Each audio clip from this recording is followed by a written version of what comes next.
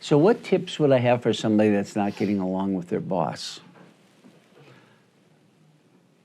I like that question. And I would have a two-way approach if I was talking to somebody. And I might start off by saying, okay, I'll get to that about with your boss, but what role do you think you're playing in this difficulty? Because often when people will say something like that, it's because he or she is doing something that they believe they should not be doing, or they're not doing something that they believe they should be doing. And I tend to look at problems, whether it be in a relationship with a partner or fill in the blank, not just employee-employer, what role do I play in it? So part of it would be to get somebody to ask yourself,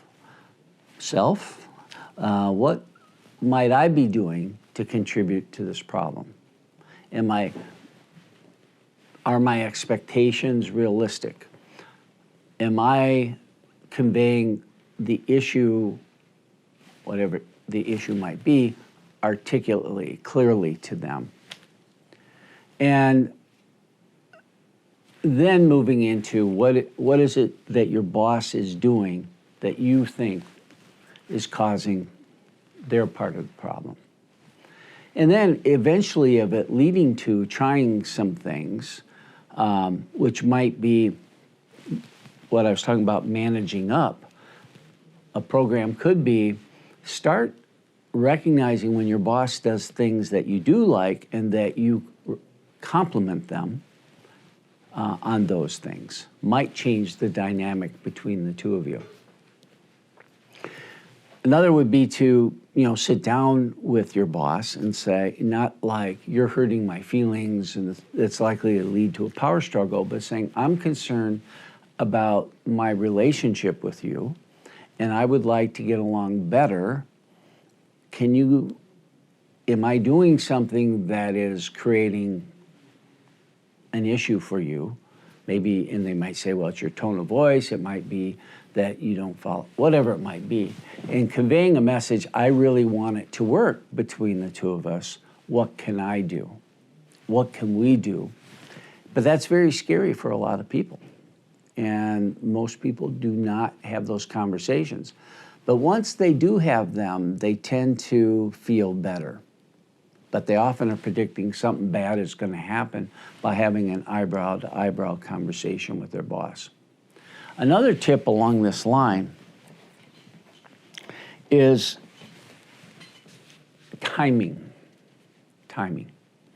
If you hear that your boss has a big project and they're 2 weeks behind, it probably is not a good time to go in and talk to them about a raise or talk about maybe a conflictual issue between you and him or her. Timing. And I'll never forget, I had a boss, this comes back to what you're talking about before, who always told, I should say always, once in a while would tell this story where he was in a pretty significant car accident in the morning, came into work about noon, and 1 or 2 in the afternoon, a staff member came in and knew that he'd been in this bad accident and car was destroyed and on. Started asking for a raise and some concerns. And he would say, that person never really understood the importance of timing.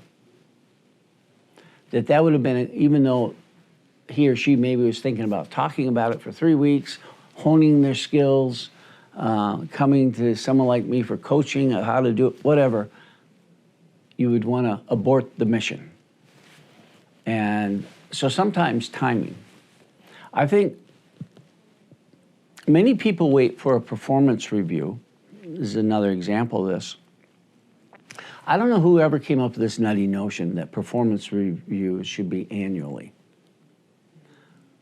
I still can't figure out how that got started and how annual performance reviews also mean getting a raise. I look at those times as a collision course because the economy might be different. Somebody may tremendously value you, but there's no money to give a raise, or they're putting that money towards somewhere else.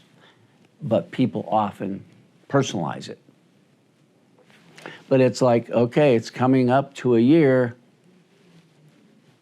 We can say it's performance review time, or we could say it's power struggle time. And a lot of bad things come out of those. And many times, in fact, I was talking to somebody I know at a nursing home who was asking me for some advice a few weeks ago, and the review was much more negative than she thought it should have been.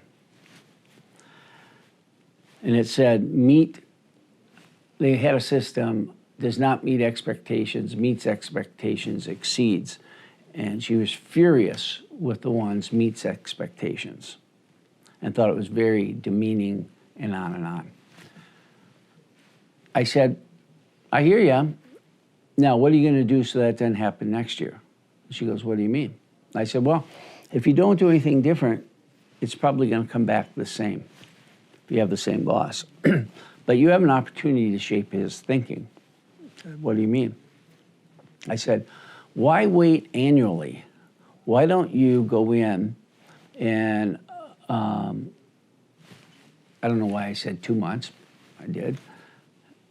From that review time, because that had happened just a couple weeks before, wait 2 months and then go in and say, how am I doing in these areas where I was meeting expectations? Because my goal is to exceed. You're shaping your managers thinking about you, that you are committed to being the best employee on that team and that you want to meet expectations. Or not meet expectations, excuse me, I want to exceed them.